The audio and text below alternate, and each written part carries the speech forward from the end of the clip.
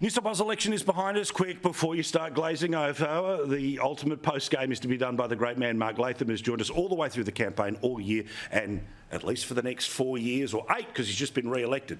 None other than the great man in the man cave right now. Congratulations on re-election. Thank you, Paul. Thank you very much. And surprise, surprise, the Herald, which said you should never show your face again, 1% of the vote, no one cares, don't actually know how to read the results of the New South Wales election. No, because anyone who jumps in on the initial count looks like a fool, as David Leyonhjelm did 4 years ago when he declared himself elected. Even wrote an article for the Financial Review setting out his manifesto for a crossbencher. He's still waiting to hear the bells to call him to the LC to actually go and do something. So he's had 4 years of embarrassment over that. The truth is that the proper count, and the Electoral Commission, of course, is as slow as a wet week in many respects, even in the lower house. But the upper house proper vote has just started today, and they're up to the grand tally of 17,000 votes, most of them from the inner city.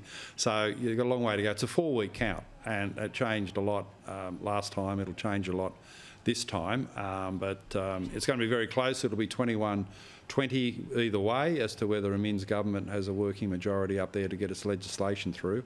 So we really won't know, but I think my team's in a pretty good spot to get 2 positions to take us to 4 in total, matching the Greens. And if we do that, obviously it's a pretty good outcome. Minns was very clever today, going to the far west of the state, going out and seeing local members in and around the Mindy and the Fish Lakes and all the problems there, because he may need to go shopping for 1 vote to help get him across the line. Basically, all the crossbenchers said that they will back him in. He's sworn in as the Premier.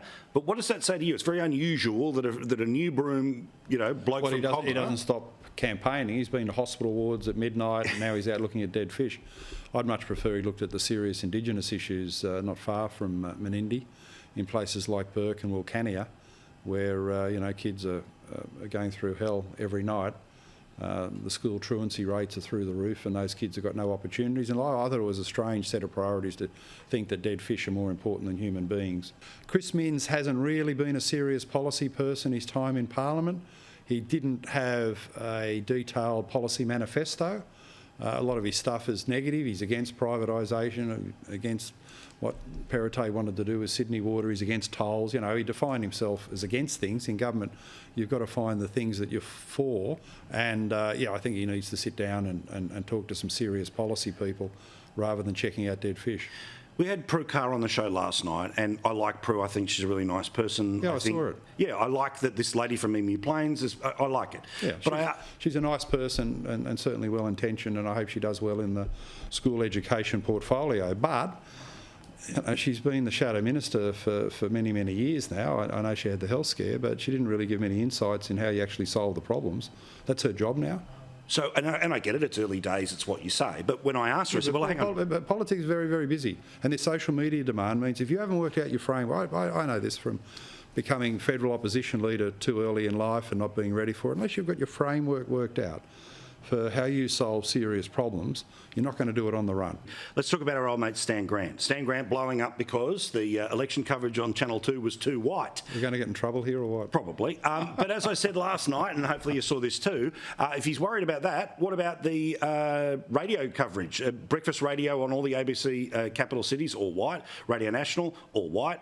What he's really saying is that he should have been the anchor or the main mover for their election coverage, and he's using skin colour as a proxy for trying to advance his own personal interest. And nobody really cares about you that much, and all your different agony aunt stuff you put out there publicly.